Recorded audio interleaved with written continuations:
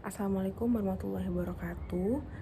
Jadi di materi yang kedua ini tentang ILS Intermediate Life Support ada membawa materi tentang neonatal dan pediatric seizure. Nah, apa itu yang dimaksud dengan kejang? Kejang itu adalah tanda atau gejala sementara dan muncul akibat aktivitas sel-sel neuron di otak yang bersifat abnormal dan juga simultan. Jadi kejang itu bisa terjadi pada neonatus ataupun anak-anak. Nah, kejang neonatus itu ada yang bersifat klinis dan juga kejang elektrografik. Untuk kejang klinis itu terdapatkan kejang dengan gejala klinis seperti perubahan fungsi neurologi, perilaku, motorik, dan juga autonomiknya. Nah, untuk kejang elektrografik itu terdapat perubahan pada EEG-nya. Perubahannya itu yang pertama perubahan mendadak pada EEG. Kemudian pola gelombang EEG-nya itu berulang ataupun berubah. Kemudian durasinya itu lebih dari 10 detik ataupun durasinya itu kurang dari 10 detik kejangnya berlangsung. Kemudian tanpa atau disertai gejala klinis. Jadi kejang elektrografik ini kejangnya itu muncul dan hanya terlihat pada pemeriksaan EEG saja. Nah, kemudian etiologi dari kejang neonatus itu karena dia hipoglikemi ataupun hipokalemia dan terdapat infeksi sistem saraf pusat. Evaluasi yang terjadi pada kejang neonatus itu yang dapat dilakukan yang pertama pemeriksaan laboratorium gula darah, kemudian fungsi lumbal, dan juga kalsium serum. Untuk pemeriksaan pencitraannya itu ada pemeriksaan USG dan juga MRI. Nah, yang bukan termasuk kejang itu adalah jitterness, kemudian hiperekplesia dan juga tremor. Itu bukan termasuk bagian dari kejang. Setelah kita membahas tentang kejang neonatus, yang kedua itu adalah kejang pada anak. Kejang pada anak itu dibagi menjadi dua, yaitu kejang dengan demam atau kejang tanpa demam.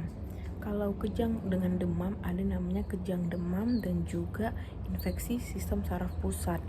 Untuk kejang demam itu pada anak itu umur dari 6 bulan sampai dengan 5 tahun umumnya sering muncul kejang dengan suhu tubuhnya itu di 38 derajat Celcius. Untuk kejang dengan demam yaitu di infeksi sistem saraf pusat itu onsetnya itu terjadi akut dan lebih dari 24 sampai dengan 72 jam onset terjadinya kejang. Nah, untuk yang kedua itu kejang tanpa demam itu dibagi menjadi 5. Yang pertama itu first approvoked seizure, ada epilepsi, trauma, tumor, dan juga kelainan metabolik. Nah, kalau untuk yang first approvoked seizure ini dia terjadi satu episode dalam 24 jam. Kalau untuk epilepsi, onsetnya itu bersifat akut dan dia tidak ada muncul provokasi dan terjadi 2 kali interval dalam waktu lebih dari 24 jam. Dan dalam fase anak itu tidak kejang, anak itu kembali normal seperti biasanya, bisa bermain, belajar dan seperti biasanya. Kemudian ada trauma kepala. Trauma kepala ini bersifat akut. Ada yang ringan, sedang dan juga berat. Trauma kepala ringan dengan GCS-nya itu 13 sampai 15, sedang dengan GCS-nya itu 9 sampai 12 dan berat itu kurang dari 8. Untuk tumor itu dia kejangnya itu onsetnya bersifat kronis.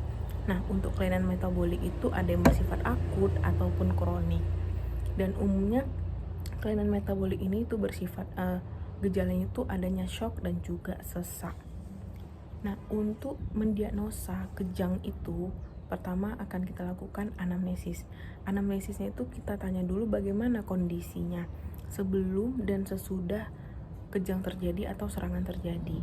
Kemudian kita tanyakan gejalanya, apakah ada demam, kemudian batuk ataupun pilek, kemudian kita tanyakan ada diare, sesak, riwayat penyakit dahulunya itu apakah dia pernah riwayat trauma, kemudian apakah anaknya itu terlihat lemas, banyak tidur, sulit dibangunkan, dan juga tidak sadar.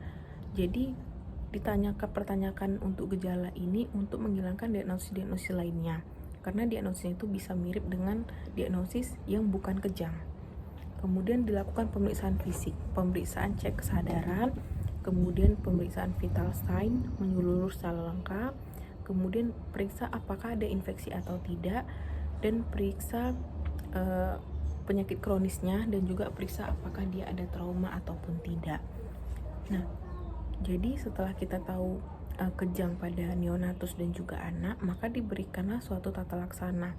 Tata laksana pengobatan kejang itu ada 3. Yang pertama, diberikan midazolam, itu 0,2 mg per kilogram berat badan, diberikan secara intravena bolus.